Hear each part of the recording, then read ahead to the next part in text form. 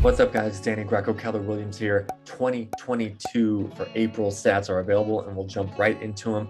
Again, we see some more records being achieved this year. So starting with Seattle, a new all-time record sale price of $1,019,950. Let's just call it $1,020,000. The first time Seattle's ever been over $1 million for the median single family home price. That's up 16.5% year over year and up from 970 just last month. The East Side, same story, new personal record of 1.722.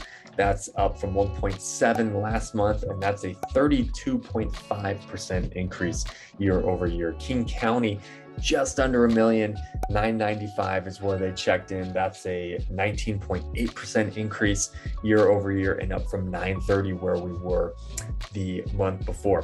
One thing that's starting to become interesting as well is the inventory situation. So we're still very, very low in inventory, but it's interesting to see that Seattle year over year was actually down 27.9% in inventory. However, King County as a whole was up actually 13.9%, and the East Side up 72% in inventory. Now, don't get me, this is not a reason to throw any parades here. Those are favorable numbers, yes, but when looking at the East Side and there being only 309 homes for sale in April of 2021, that's a pretty shallow hole to be climbing out of for any improvement there. You can't really be much less than that.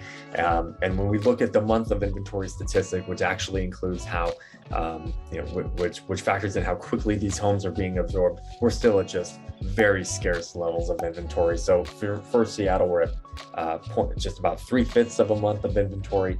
The East Side is at 4/5 of a month, and then King County about 2/3 of a month. So again, very, very, very low levels of inventory there.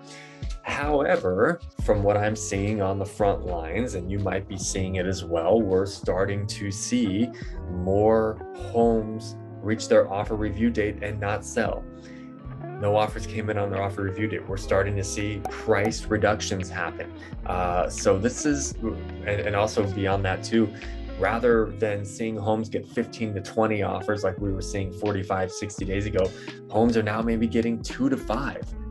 There's still going to be ones, don't get me wrong, that they get maybe 5 to 10 or more, but it is certainly a much less competitive situation than it was 45 to 60 days ago. That doesn't mean it's not competitive, okay?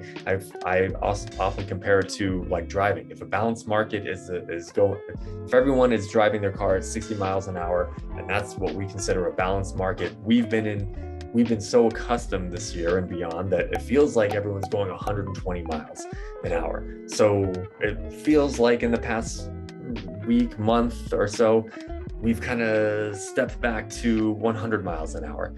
It's still fast and incredibly beyond what is normal for a market, but it's just not as crazy fast as what we have been traveling at, how we have been progressing over the past couple of weeks or months, if that makes sense. So one big reason for that, I believe, has been the increase in mortgage rates, which we know has been coming a factor all year long. But just look at how big of a difference this has made, just looking here at the Freddie Mac tracking 30-year mortgage rates. At the very first week in January, the average Freddie Mac 30-year conforming mortgage rate was at 3.22%. It's now in the middle of May at 5.3%. That's a 2% jump in less than a half a year, less than 5 months. For every point the interest rates jump, that takes off about 10% of a buyer's purchasing power. So if a buyer on January 1st was pre-approved to $500,000, they're now only approved for about $400,000, with mortgage rates jumping 2% in that time. So I think with more inventory being listed, less buyers entering the market as more buyers are kind of getting homes under contract, and then with interest rates kind of starting to cool things down, I really think we're seeing the beginning of a market that's peaked. And this is not abnormal. This is what we normally see this time of year in May. So again, for buyers, I wouldn't quite start celebrating in the streets just yet, but these are definitely favorable signs.